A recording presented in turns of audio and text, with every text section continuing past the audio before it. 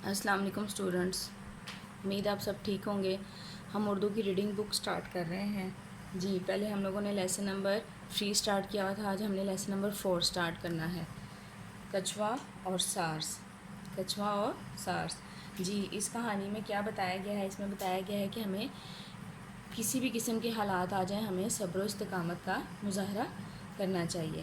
جی صبر کا کیا مطلب ہے؟ صبر کا مطلب ہے برداشت کرنا، ناخوشگوار حالات میں اپنے آپ کو قابو رکھنا۔ ہمیں کوئی تکلیف آتی ہے، پریشانی آتی ہے تو ہمیں اللہ پر بھروسہ رکھنا چاہیے کہ اللہ تعالیٰ ہماری اس پریشانی کو دور کرتا ہے اور ہمیں صبر سے کام لینا چاہیے۔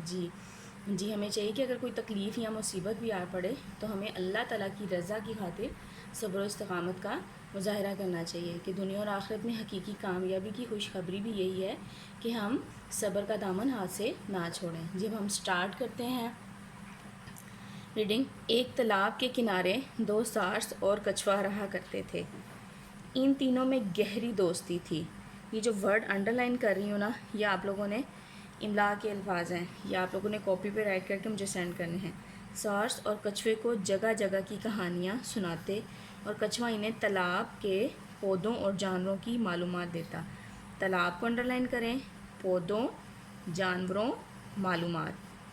یوں ان کے دن خوب مزے میں گزر رہے تھے۔ Next page.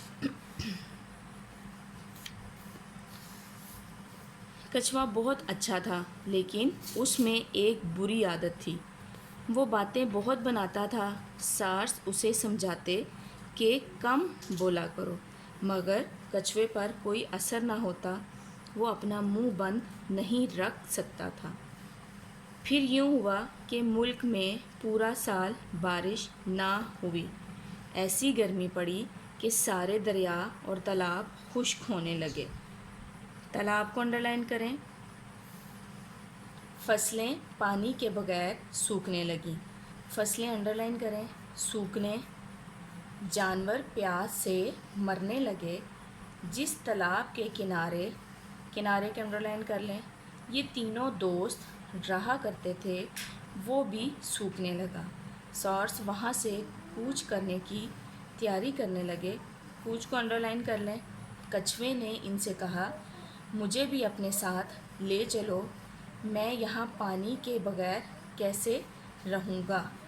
یہاں تک آپ لوگوں نے ریڈنگ سنانی ہے مجھے، اور جو ورڈ انڈر لائن کیے ہوئے ہیں وہ آپ لوگوں نے اپنی کاپی پہ رائٹ کر کے مجھے سینڈ کرنے ہیں۔ جس میں یہ بتایا ہے کہ 3 دوست تھے، وہ آپس میں ان میں گہری دوستی تھی، وہ کٹھے رہتے تھے، ایک دوسرے کو کہانیاں سناتے تھے مزے کی، لیکن کہہ رہے ہیں کہ ملک کے ایسے حالات ہوئے کہ وہاں پر پانی خشک ہونے لگ گیا کیونکہ سارا سال بارش نہیں ہوئی۔ بارش کی وجہ سے تالاب اور دریا خشک ہو چکے تھے، فصلیں بھی پانی کے بغیر سوکھ گئیں۔ تو سارس جو ہیں وہ انہوں نے سوچا کہ ہم یہاں رہ کے مر جائیں گے کیونکہ بہت سے جانور پیاس کی وجہ سے مر چکے تھے، اس لیے انہوں نے فیصلہ کیا یہاں سے ہم دوسری جگہ چلے جاتے ہیں۔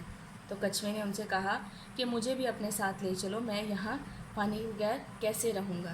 یہاں تک ہم لوگوں نے یہ سٹوری پڑھی ہے، اب ہم باقی کل پڑھیں گے۔ آپ لوگوں نے یہ ریڈ کر کے مجھے سنانی ہے، اور جو ورڈ انڈر لائن کیے ہوئے ہیں وہ کاپی پہ رائٹ کر کے سینڈ کرنے ہیں۔ مجھے امید آپ سب کو سمجھ آ گئی ہوگی۔ اب آپ لوگ اپنا کام سٹارٹ کریں۔